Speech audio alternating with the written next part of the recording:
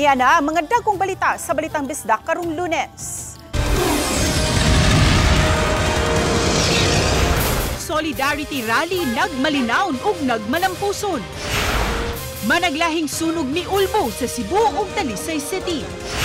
Presyo sa lana mo-aumento na pud ug mga adlaw. Kini ang GMA Regional TV Balitang Bisdak.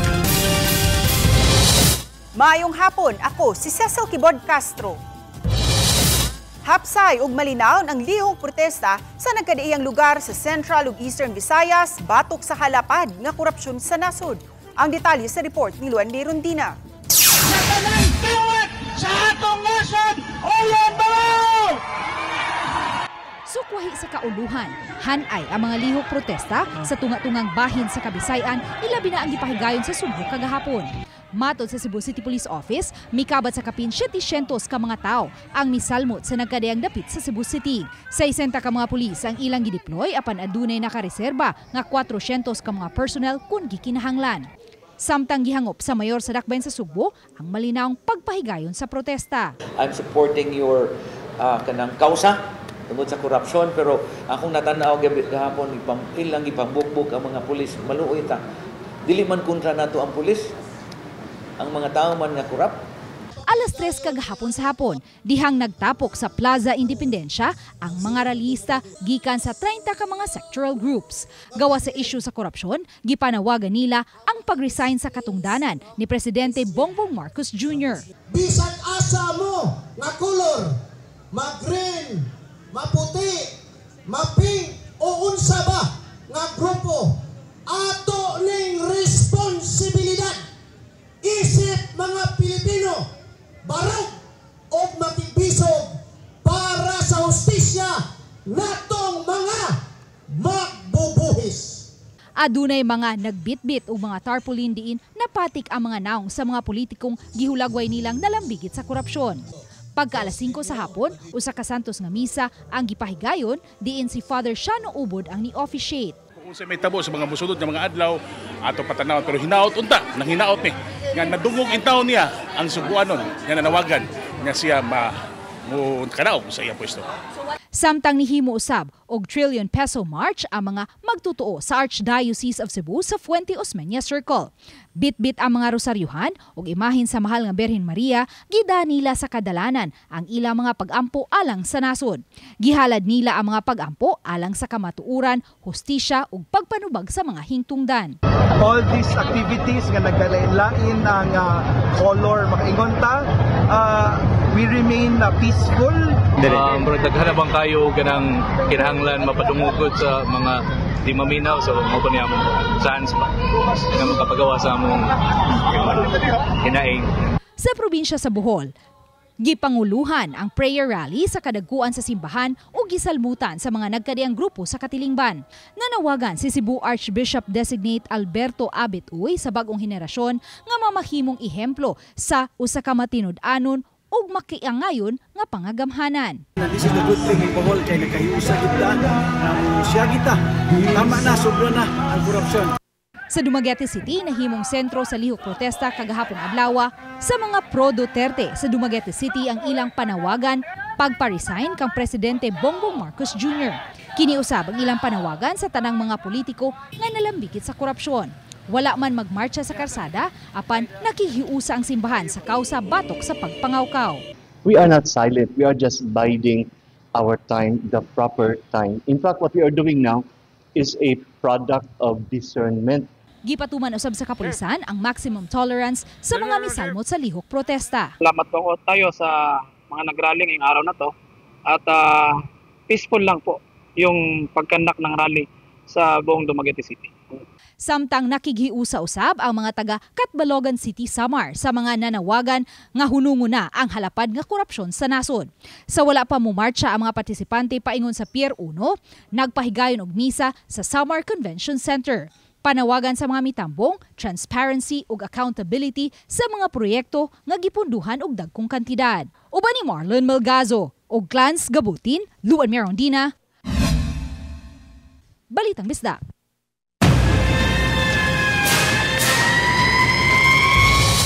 59 ka mga panimay ang gilamoy sa kayo sa duha ka sunod-sunod nga mga sunog sa Cebu ug Talisay City kagahapon. Mubalik si Luan Mirundina sa detalye. Kay sikit-sikit ang mga panimay ug naglagiting pa ang kainit sa adlaw kagahapon sa buntag, paspas nga gilamoy sa kayo ang 52 ka mga panimay sa sitio Kamagong, Barangay Lahog. Nakatampo usab ang kahagipot sa dan sa dapit. Hinungdan nga naglisod ang kabumbiruhan pagda sa ilang mga hose ngadto sa interior nga bahin sa dapit na sunugan. Sayo sa buntag nga nilakaw si Abeth Kabungkal apan sa pag-uli niya nisugat ang taho nga sa ilang panimay nagsugod ang kayo. Karon pa ko abot pag-ingon sa akong anak nga nasunog puno dito. Matod ni SFO3 Wendell Villanueva, spokesperson sa Cebu City Fire Station, nga usa ang issue sa kuryente sa gisubay nilang hinungdan sa sunog. Although natay mga gipang-consider nga posible hinungdan, apan ato ning gikuan nga under investigation pa no.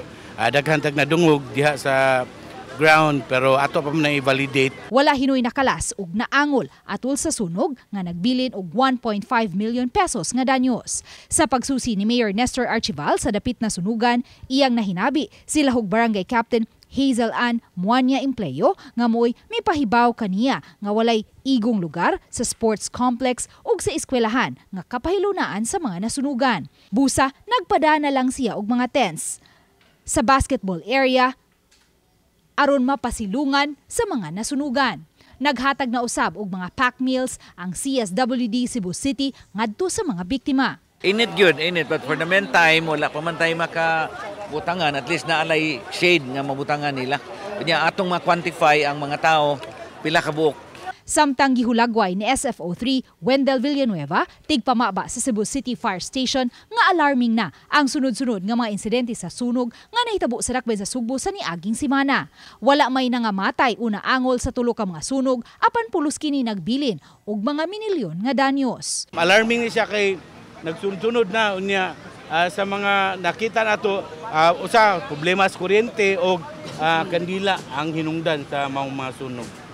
Pagka alas 12 sa udto, laing sunog usab ang niulbo sa Laray San Roque, Talisay City. Gilamoy sa kayo ang 7 ka mga panimay. Nagkurog pa si Helen Sim dihang gitabang kini sa mga emergency personnel. Sa ilang panimay gikatahong nagsugod ang kayo. Nag-inusara lang siya sa ilang balay dihang nahitabo ang sunog kay ni take og board exam ang iyang anak babay. Padayon pa usab kagisubay sa Talisay City Fire Station ang hinungdan sa mong sunog nga nagbilin og 420,000 pesos nga danyos. Wala hinoy nakalas o naangol sa maong sunog. Uban ni Marlon Melgazo, Luan Mirundina, Balitang Bisda. Sulod sa unom, kasunod-sunod nga semana na laing pagsaka sa presyo sa gasolina na usab ang ipatuman sugod ug mga adlaw. Samtang ikalima na usab kini nga semana sa presyo sa diesel ug kerosene. Di pahibaw sa mga oil retailers nga piso ang aumento sa matag litro sa gasolina. Samtang 80 sentimos usab ang aumento sa diesel ug kerosene matag litro. Ipatuman sa mga oil retailers ang aumento sa alas 6 ugma sa buntag. Gipasabot sa Department of Energy Oil Industry Management Bureau nga ang pagsaka sa produktong petrolyo tungod sa nagpadayong geopolitical risk tungod sa dugang silot nga gipahamtang sa Estados Unidos ug sa European Union. Kini ang GMA Regional TV, Balitang Bisda.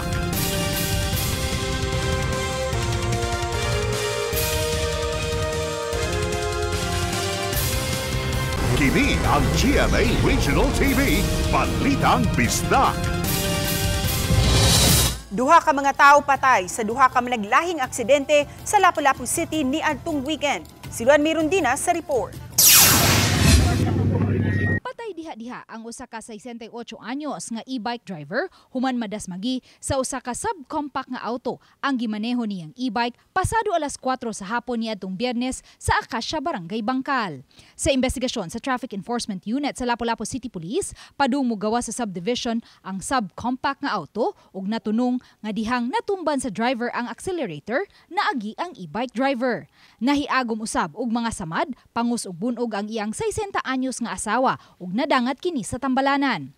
Mga panguslang hinuon ang nahiaguman sa laing pasahero sa e-bike, busa wa na kini nagpa-blatter pa ug wa na usab nagpa-admit sa hospital. Mechanical error o baka human error ang gisubay karon sa Lapu-Lapu City traffic investigator nga hinungdan sa hitabo. Duha gina, either mo na gitanaw na to ang mechanical error o ang katong error sa driver. Kay possible lagi sa katong history sa siyang sakyanan nga naka bangga na siya sa subdivision. Nunod sa hitabo, natanggong sa Lapu-Lapu City Police Custodial Facility ang 53 anyos nga lalaking nagmaneho sa subcompact nga auto.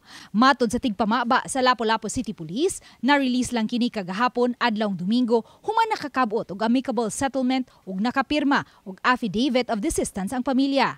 Gawa sa mga gastuhan sa Tambalanan ug pagpalubong sa biktima, nisaad usab ang driver sa naasoing auto nga muhatag og gamayng danyo sa hitabo.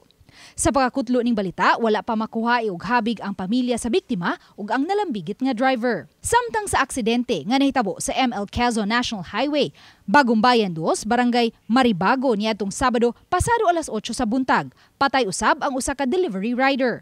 Sa investigasyon sa Traffic Enforcement Unit sa Lapu-Lapu City Police, nasuta nga ni-overtake ang 52 anyos nga delivery rider sa gisundan ni ining motorsiklo. Apan nisangpot kini sa iyang pagkabangga ngadto sa gikasugat nga pick-up. Yang skid mark is naagi sa diri sa side sa sakyanan nga straight going, counterflow siya iyang gisugat ning sakyanan nga iyang nakabangga. Kusog-kusog gyud iyang padagan, then ang kaning iyang kasugat is kusog-kusog gyud kay highway man na. Manang kusog gyud ang impact. Na-release na usab kagahapon ang 62 anyos nga driver sa pickup human magkakabot og compromise agreement tali sa pamilya sa delivery rider nga nakalas. Uban ni Marlon Melgazo, Luan Merondina, Balitang Misda.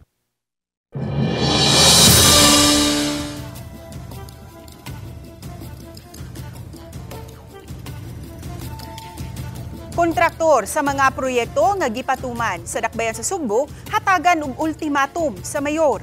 Alan unsay hinungdan sa gipahamtang nga ultimatum.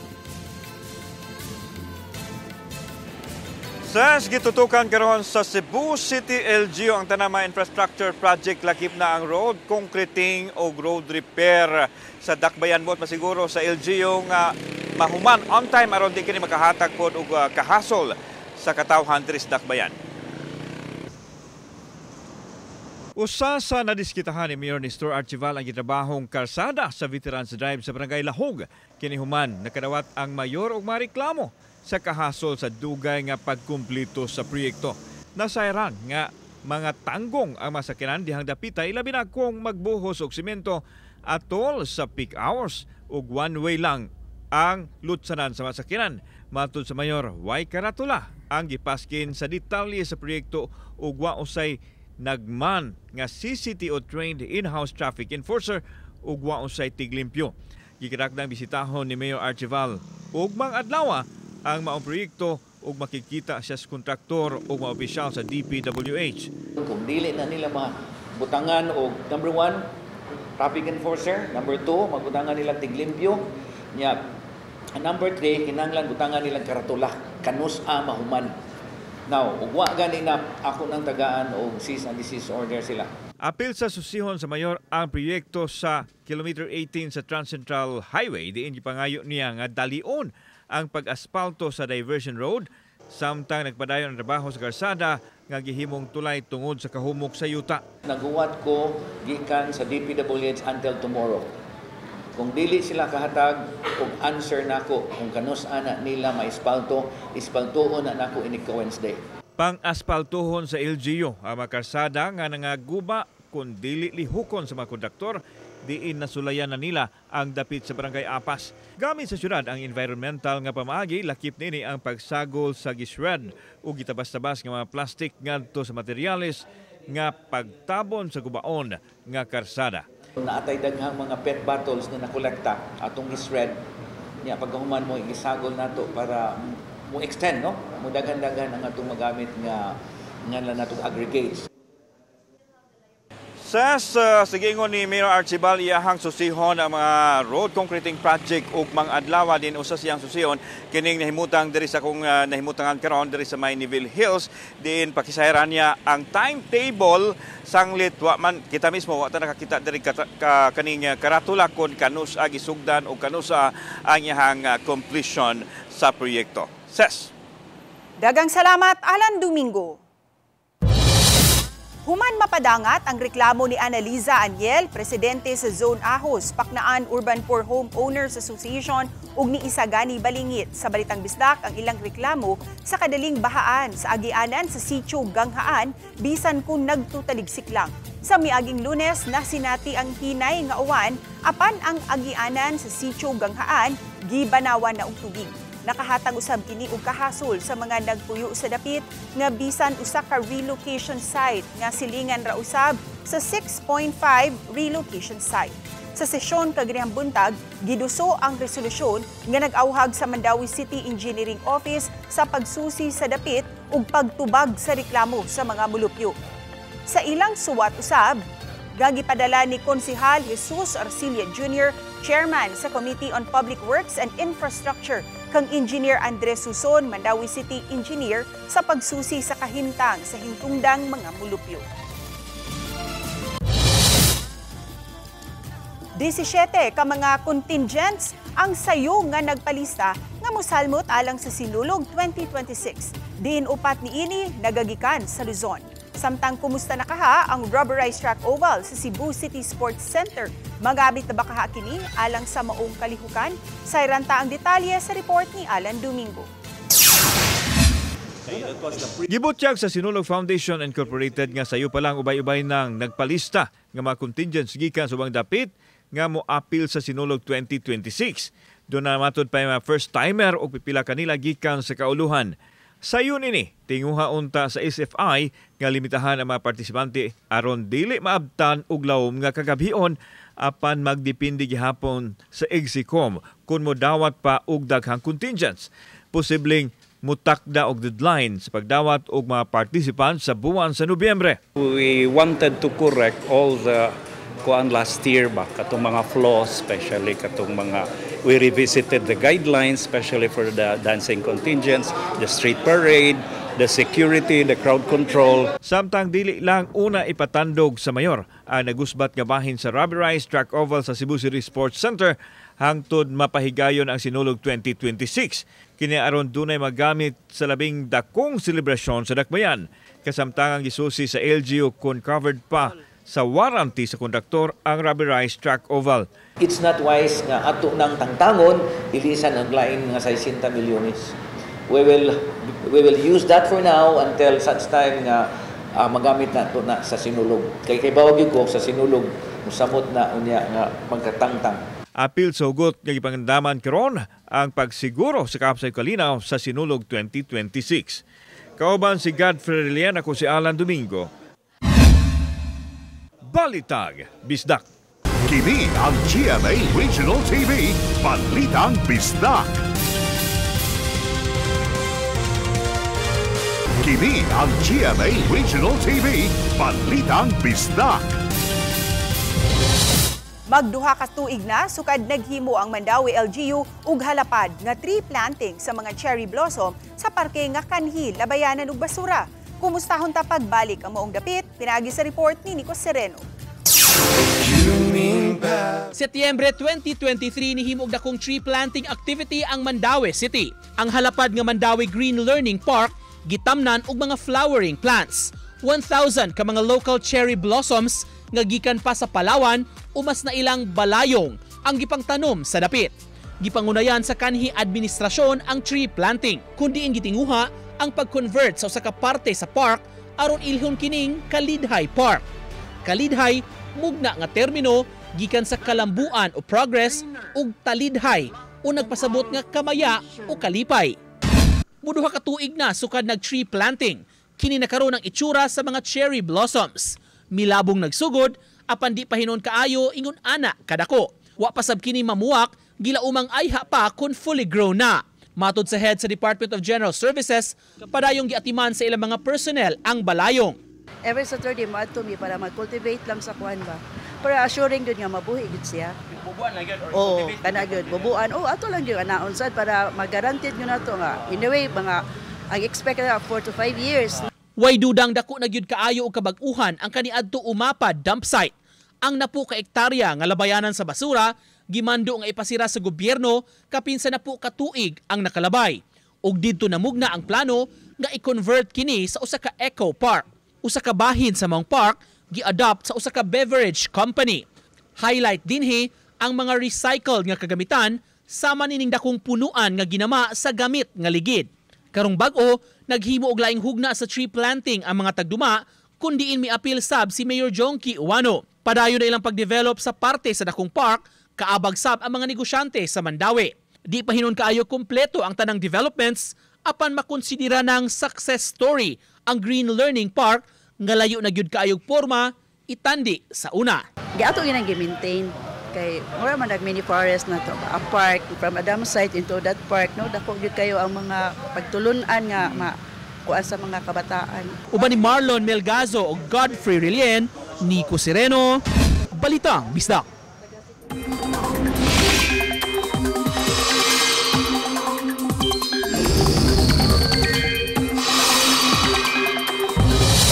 Padayong naghulga sa extreme northern Luzon ug sa uban pang bahin sa northern ug central Luzon ang Super Typhoon Nando. Giisa karon ang signal number 5 sa Babuyan Islands. Signal number 4 usab sa southern portion sa Batanes, northern portion sa mainland Cagayan ug northern portion sa Ilocos Norte.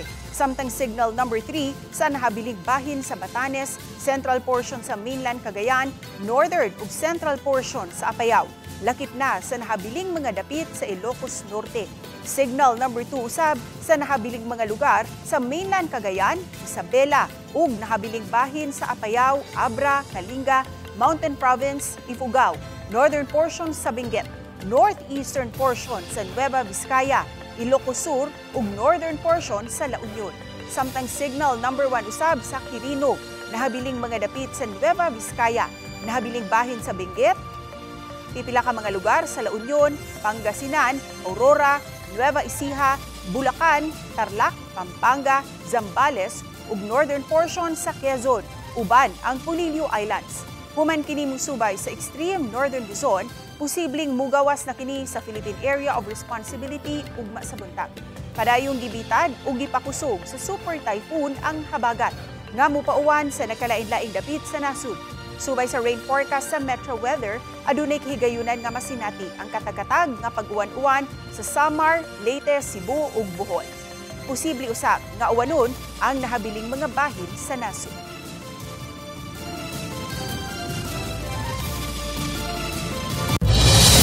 Ang ayanang tunan pagbalik ang jaywalking ordinance nga mopatuman na usab sa mas higpit nga lagda. Giangko ni Konsehal Raul Kevin Cabahog, Vice Chairman sa Committee on Education, nga wala kayo hatagi og igong pagtagad ang jaywalking ordinance tungod sa kawalay igong nipon sa maong ordinansa. Usa sa gitutukan ni Cabahog ang mga tinun-an sa dakbayan nga mabantayan nga mulabang lang sa bisan asang dapit sa daan nga dili musubay sa pedestrian lane. Kabahin sa ordinansa ang pagsakmit lang sa ID sa mga tinun-an nga makalapas sa jaywalking ordinance ug itugyan ngadto sa prinsipal sa hitungdang tunghaan nga maunay muuli niini sa tinun-an human mas seminar. Sa pag-usab sa ordinansa, tun-an sa konseho ang pagpahamtang na og multa aron pagdasig sa mga tinun-an nga mulabang agi sa pedestrian lane o kaha sa skywalk. Apan giangkon sa konsehal nga ang laing tan-aw sa konseho kung ubos sa balaod, mamahimo bang pamultahon ang mga tinun-an nga makalapas sa jaywalking ordinance. Nakuha may penalties. Jaywalking. It is just only kabutang sa ordinansa na kuhaon ang IDs, i-confiscate, then ihatag dito sa eskwelahan ko asa to. So ang mo apprehend is ang mga schools. So naana nakasaad dito sa atong ordinansa.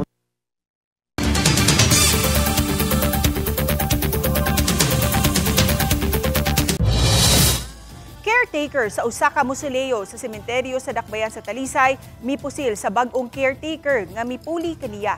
Nadala pa sa tambalanan ang 27 anyos nga caretaker human po sila og pugakhang ni alias RG sa miaging semana. Matud sa kapulisan, nasuko ang suspect nga dili na siya ang gikuha nga caretaker ug tiglimpyo sa tag-iya sa usa ka mausoleo sa Samang. Gitumbok nga ang biktima maoy gipahimungtan sa kalagod sa suspect. Ang biktima niigo sa iyang tuong bukton ug anaa sa luwas nga kahimtang. Padayon pang gipangita sa kapulisan ang maong suspect. Motorbangka ug mga pukot ang madawat unya nga tabang sa mga mananagat sa Barangay Tangki sa Dakbayan sa Talisay. Human nakitagbo ang mga opisyal sa Barangay Tangki uban sa direktor sa Department of Labor and Employment Kunduli 7. Si Attorney Roy Buenafe ilang nahisgutan ang paghatag og tabang o livelihood program sa mga mananagat sa Barangay Tangki. Adunay kapin sa 500 ka mga mananagat ang maong barangay nga gitunga ngadto sa 8 ka mga asosasyon. Samtang masayo na unya sa mga residente ang pagduol sa barangay kay nagamit na ang bag-ong barangay hall sa Tangki. Ang kanhi nila barangay hall himuon ng evacuation center. Diri ang ato ang badag, bausi, ang ato ang daycare, eskwelahan, barangay councilors, nya barangay captain, unya nasa damong session hall dito. Unya katong among usa ka building before nga mo dito mi nag-opisina, mamo gito siya ang design for evacuation, multi-purpose. Moabot sa 1,021 ka mga beneficiaries ang nidawat sa financial assistance ubos sa ayuda para sa kapos. Ang KITA program kun AKA program ubos sa Department of Social Welfare and Development sa Riyon 7. Ang kapin sa libo ka mga beneficiary nagagikan sa 3 ka mga barangay sa Magikay, Mantuyong ug Tingob. Usa kanila si Julieta Guzman, 55 anyos, bulupyo sa barangay Tingob. Matud niya, wa siya klarong panginabuhian. Trike, salamat kayo. Sakap. Para unsa mo kuno nimo? Para pagbugas. Palit bugas. Taga-asa man po ka, ma'am? Taga-Tingob. Sa nagpadayong eksena sa Encantadia Chronicle Sangre, human sa kalit nga pagkawala ni Mitena, Dea ug Tera, wa damha nga magkita sila Mitena ug Tera sa kalasangan. Dihang naangol si Mitena, miduol si Tera aron kini tabangan. Apan way salig si Mitena kang Tera, ugi pangayo ni ini ang pangalan isip pagsalig. Isulti baka ni Tera ang iyang tinuod nga pangan o magpakaaron ingnon kini nga usa ka ordinaryong tao. Kanauguban pa atangi sa Encantadia Chronicle Sangre, unyang alas 8 sa gabi sa GMA ug alas 9:45 sa gabi sa GTV. Kami ang GMA Regional TV Balitang Bisdak. Kinatibok ang pwersa alang sa mas dakong misyon ug mas salapad nga pag-alagad sa nasod. Mga kapuso, 94 days to go na lang ug Pasko na. Mayong hapon kanatong tanan.